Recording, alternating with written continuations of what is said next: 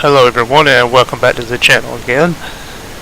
And for today's slide we're going to be back in the Monroe-Custer area, so KTTF, and of course as mentioned before that's going to be for sale from X Aviation. And the helicopters you can see is the Bell-206, and that is a model by Dreamfoil, and that can be purchased for I believe $24.95, and that's going to be available from the .org. So let's see, a few things to note. The model is somewhat dated. It is an X-Plane 10 model, but as far as running in version 11, I've not had any serious issues. There is a little bit of a problem with the startup procedure, but you can either, use the more extended workaround to actually do that manually, or if you want to just skip that altogether and not deal with it, then you can just start with the engines running and should have no trouble there.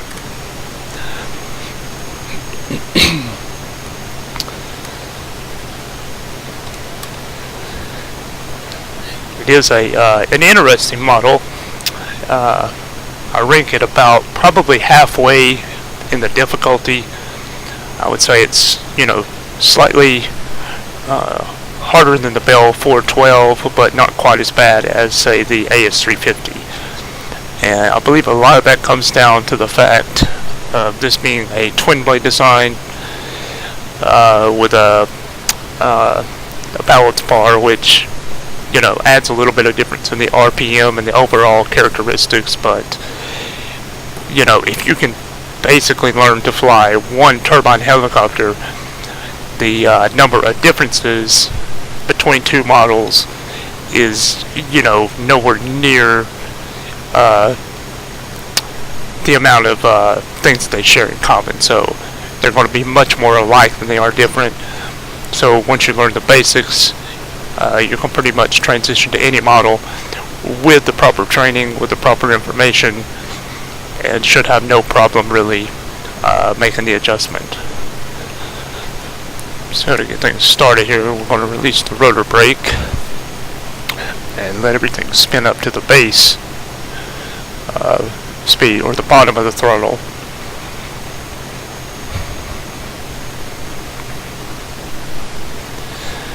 This is a twin engine, light utility, so you don't have a huge amount of payload, but I would say that for the weight of this aircraft, it does to me, and I don't know if this is just an X-Plane sort of effect, but it does seem to handle a little more like one of the lighter models. So in some ways that's good, some ways that's not so good. So it may be slightly more agile and nimble, but it's also going to be much more sensitive, and the amount of forgiveness in any of the maneuvers is going to be a little more shallow than what you would have in a heavier model. So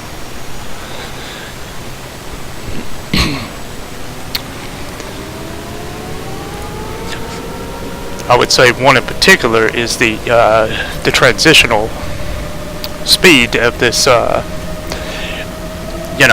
The way the aircraft reacts going into and out of transitional speeds, transitional lift. That is, with most models you will have a relatively a sufficient time delay between how much time you have to react to that, especially coming out. This model particular, you probably need to be a little more attentive, a little more diligent, because especially if you get into situations where, let's say, you're 15 knots over your transitional speed, but you have a 18 to 20 knot headwind. If you make a turn, or you get into a situation where you fly outside the parameters of that wind, in a matter of a second you're going to go from transitional to, you know, a good 5 knots below transitional. And if you're not paying attention, or you're especially flying at a low margin as far as your reaction goes, or below the dead man's curve, then you're going to get yourself into a lot of trouble. So, you know, that would be, I would say, that would be an area to mark, to pay close attention to. Now, for today's flight, we really don't have too much of a wind. We do have about maybe 3 knots on the ground, and let me check the chart here one more time. Yeah, well, actually we got about 5 knots on the ground, and then about gust of up to about 14 to 16 knots once we get about 250 feet off the deck. So, you know, if we're parallel to that, it may be a little bit of a bumpy ride, but if we can actually get into or out of that, you know, fly that in a headwind or a tailwind configuration, it should be no problem for this model.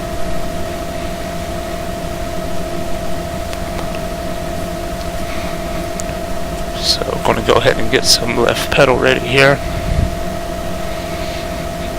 and start to pull in the collective.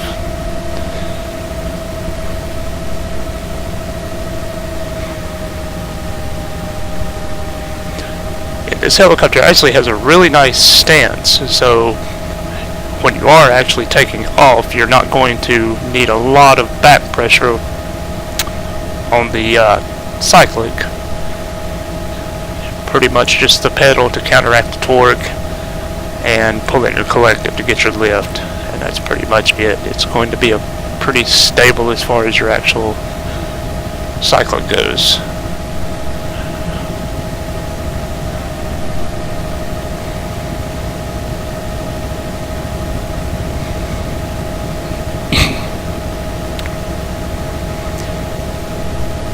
And I guess you could call it, you know, a superficial difference, but the sound profile in particular is one of the things that I really like about a twin blade design.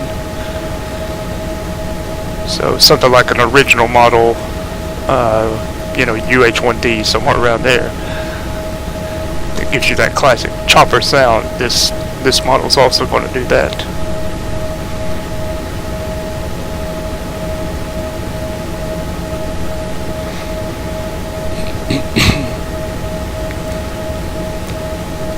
And I do get questions pretty often about people asking about the, you know, the NEO style flying that I do and how low it is, and if that's normal. And the, you know, short answer is no, it's actually not normal. You want to really, in general, maintain the, you know, the margin, the dead man's curve, which is the altitude you need in order to successfully pull off auto rotation. But a lot of operations, especially military, and also certain utility work, you know, due to the circumstances, requires you to be at a much lower altitude, and so that's just kind of a risk you have to take. And the type of flying I do predominantly does fall within those margins, and so that's why I tend to fly at that kind of an altitude. And a lot of it has to do with, also, I do a lot of, you know, demo of scenery, and so, you know, a lot of times the best way to show the quality of a scenery is to show how good it looks, you know, extremely close. So, but just for demonstration purposes, I will go ahead and go to standard safe altitude, just so you can see generally what that looks like. And it's usually relatively the same, no matter what the model is. It'll vary a little bit, but you can probably Google the dead man's curve, and that will give you a general idea of what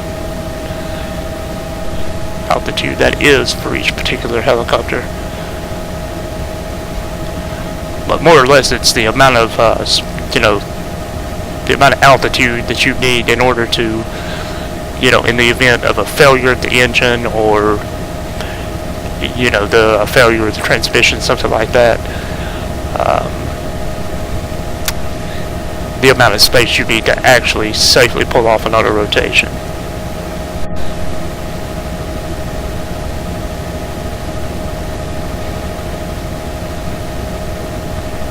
Oh, and I guess I should have said NOE is nap of the earth, is what that stands for, basically treetop level.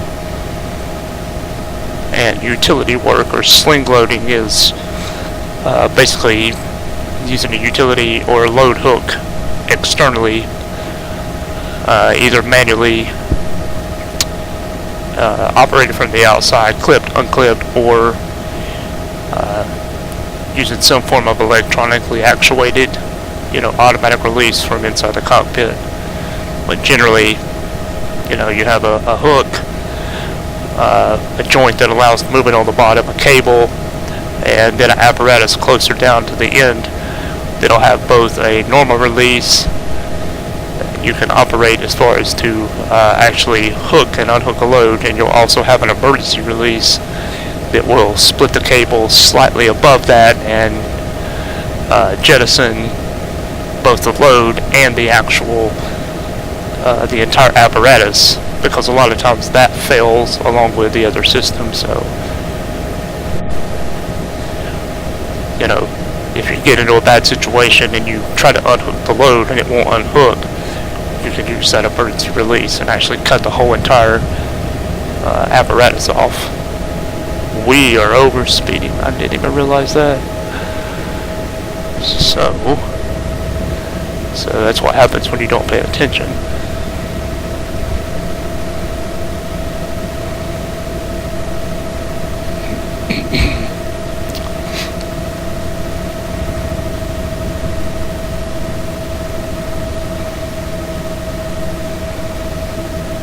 And that's kind of what I was talking about, that I had considered the idea of maybe doing voiceover instead of live narration in real time, but I kind of think that the stress load involved with doing it this way, kind of replicates something that's a little more real world, especially the mental load and the resource management that you actually have to try to do.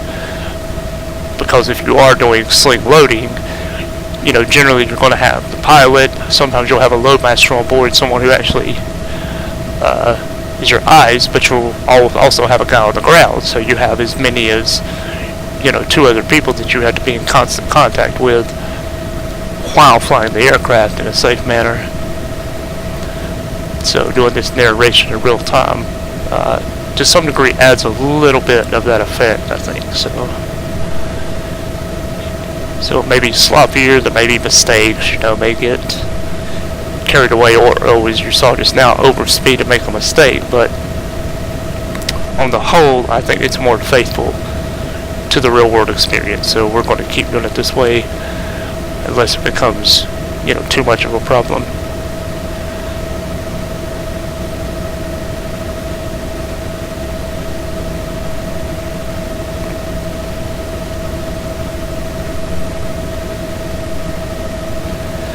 Now, as far as differences, I would say the power is definitely one thing that this model does seem to get a little wrong.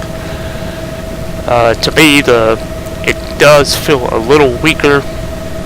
You don't have quite as much horsepower. I mean, you do on paper, but as far as the way the aircraft actually flies, this model does seem a little weaker than the real 206. So it's not going to be entirely accurate, but it's close enough, I think. Especially for, $25, it's more than worth that value. But yeah, if you fly this in the simulator, you can kind of expect in general that the real model will not be quite as weak feeling in some situations. It'll have a little more power, a little more lifting capability than this does. And I don't know why this model does that in X-Plane, but I'm sure someone who knows a lot more about the computer side of it could probably figure that out and explain it. So if you do know the answer, by all means leave it in the comments.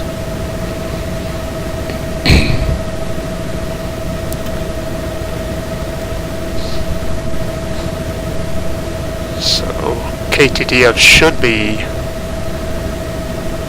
roughly at our 9 o'clock, so I'm going to try to swing back around and head a few degrees off the side out to where the nuclear Fermi plant, I believe it's nuclear, I don't know, it definitely has cooling towers, so it could be something else, but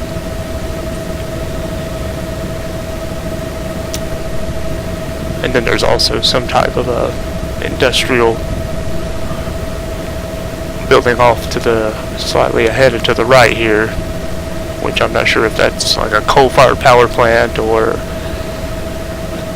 maybe a car manufacturing, because this is right next to Lake Michigan, so it's close to the Detroit area.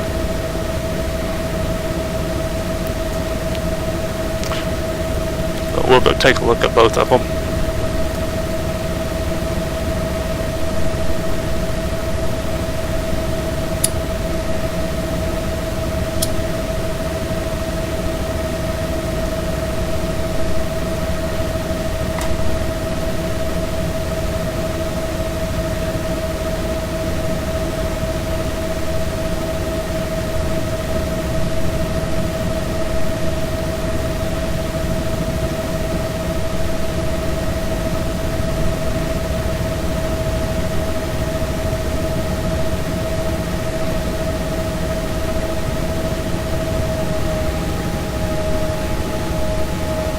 Also, if somebody knows how to do simple edits, if you could let me know, I would like to figure out a way to add a yaw string to this aircraft, because it's definitely a model that could benefit from that. I'm kind of surprised it doesn't have one on it already.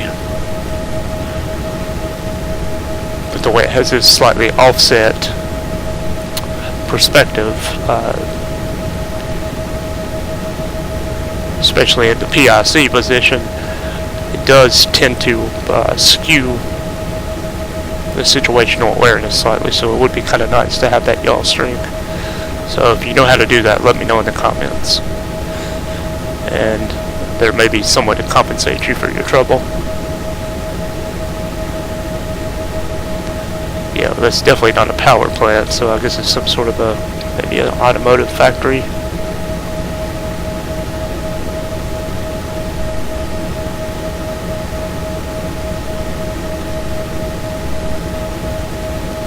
Be careful here. We don't want to buy the farm or buy the car factory, however we would look at it.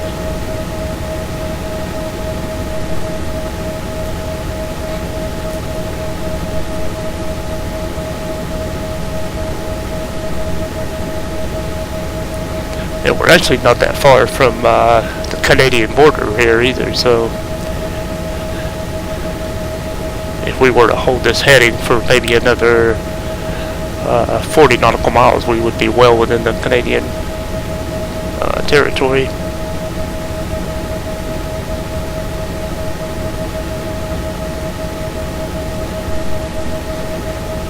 The coolant towers you see, they're certainly within the United States border, so we're going to go take a look at that too. And I believe there's actually a helipad there.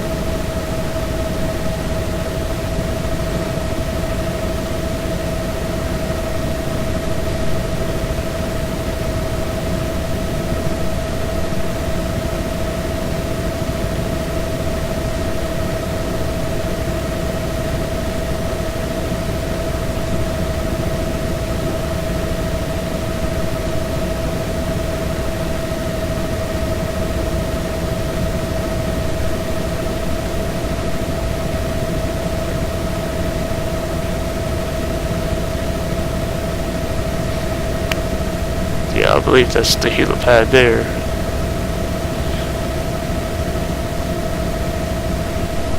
Where that blue tower is.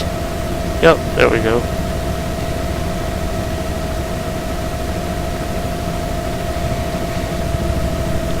Maybe it might end up landing there, I don't know.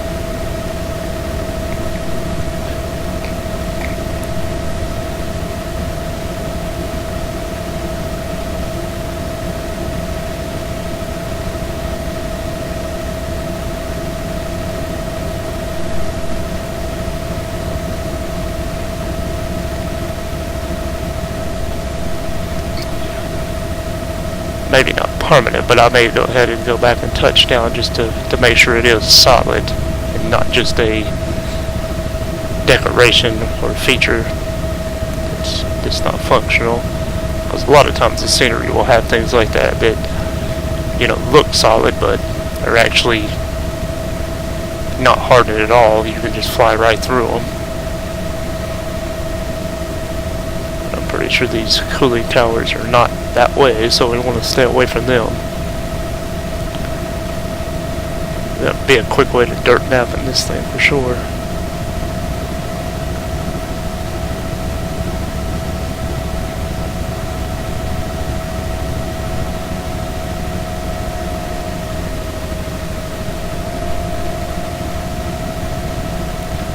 I actually thought there was 2 elevated pads at this location, but I can't seem to see the second one.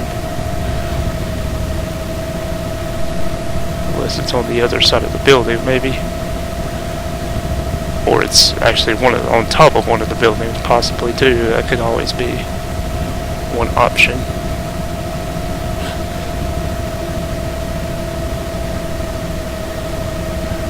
Yeah, I think this is solid. It definitely has a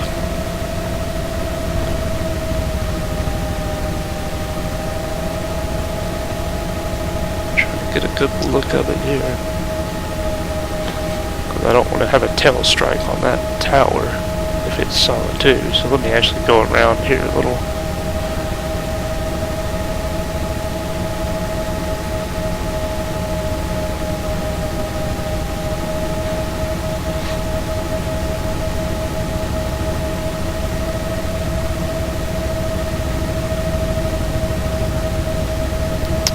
Probably should have reset the controller too, because I still had it set up for the BK117 when I was doing sling loading earlier. But it should be fine enough to get fine control for this.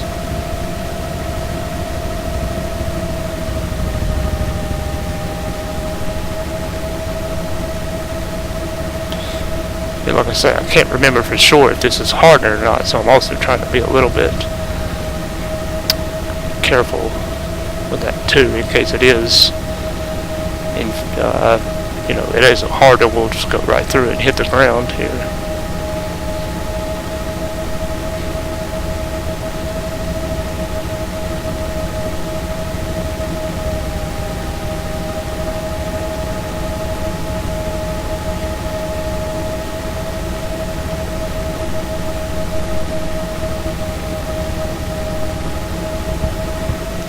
Okay, well, it is hardened, so at least we know that's one other location you can have to land on. But I don't think I'm going to permanently stay here. I think we'll return to the airport, and then we'll call this flight over. So it should be probably about to our 6 o'clock position now, since we're about 15 degrees off of it on our way over. So, and I do believe this blue tower is hardened too, so keep that in mind and don't end up with a tail strike as you're coming in from the other direction, or leaving either.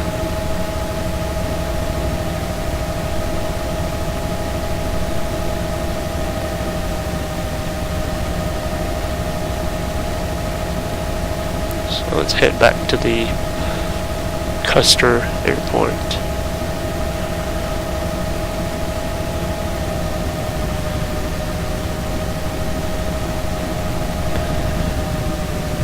Definitely feel a little bit of that wind I was talking about once you get a little up off the deck. But this is also kind of a little bit of a a touchy model to fly too. It has, so it could be a combination of both that, the controller, and not being used to it, because this is not a model I do a lot of flying in.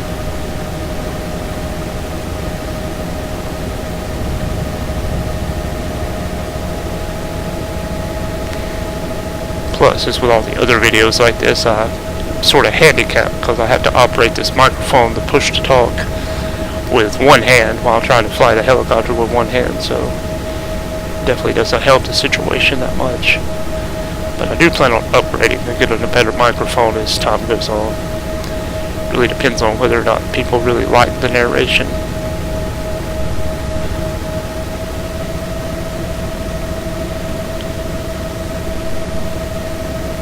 There's some interesting stuff below. Tracks, maybe a football field, soccer field.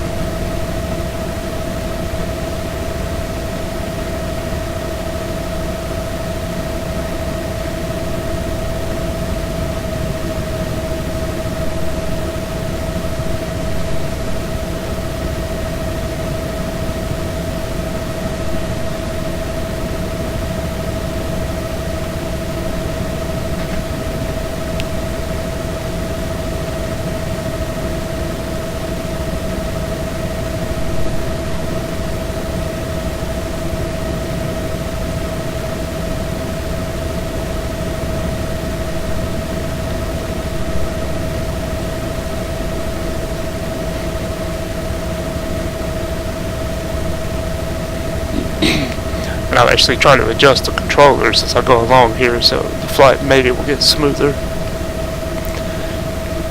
Because I have a customized setup here, and it actually has physical adjustment for the friction, some of the tension, and other things like that, and also the balance. So you can't do a lot of adjustment while you're flying, but you can do some.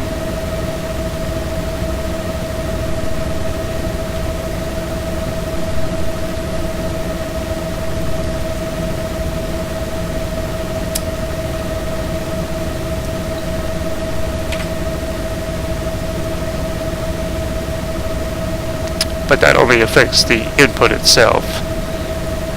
You would still have to actually go into the configuration settings if you wanted to change anything with the helicopter itself. So any difference that you do get using that is going to be very minor.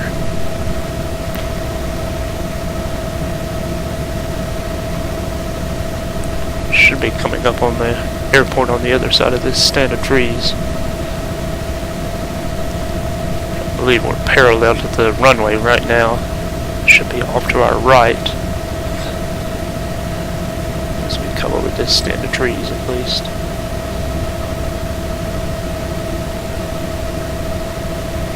And of course, it's these classic X-plane, nuclear fallout looking trees that are completely flat.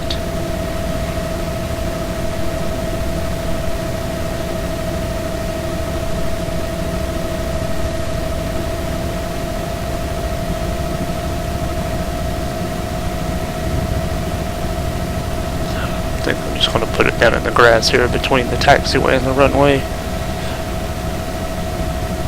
Right before we get to this entryway at the very end here. Or I'll make it at the other side. It just depends on the speed on that, yeah.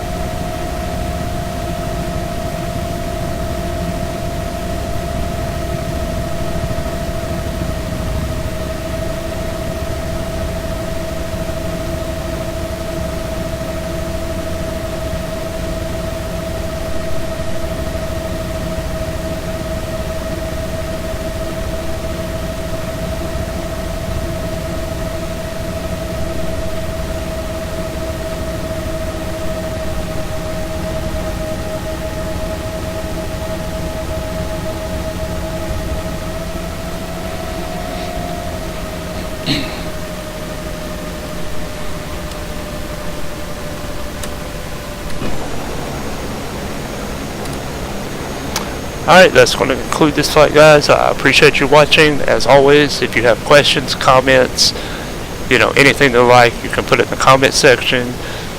Or if you prefer, you can go through Facebook, or you can email directly. And until next time, have a good day, and I'll see you guys later.